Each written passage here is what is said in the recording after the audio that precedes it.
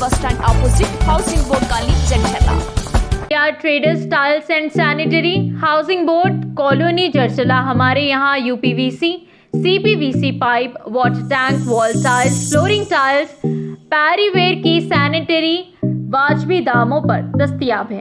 इस्तेफादा हासिल करें।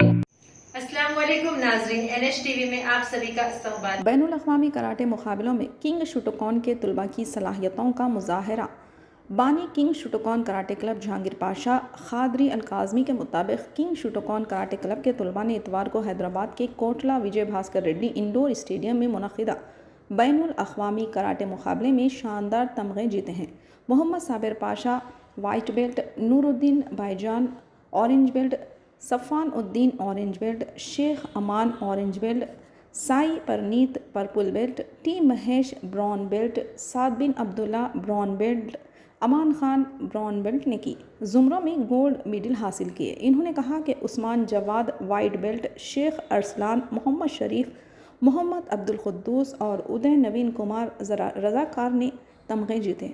साबिर पाशा शेख अरसलान अल-नूर स्कूल में कराटे की तरबियत हासिल कर रहे हैं। बाकी तलबा गांधी रोड हाई स्कूल में तरबियत हासिल कर रहे हैं। तमगे जीतने वाले तलबा को क्लब के ज़िम्मेदारों ने मुबारकबाद पेश की है। आइए जानते हैं इस खुसूस में मज़ीद तफसीलात।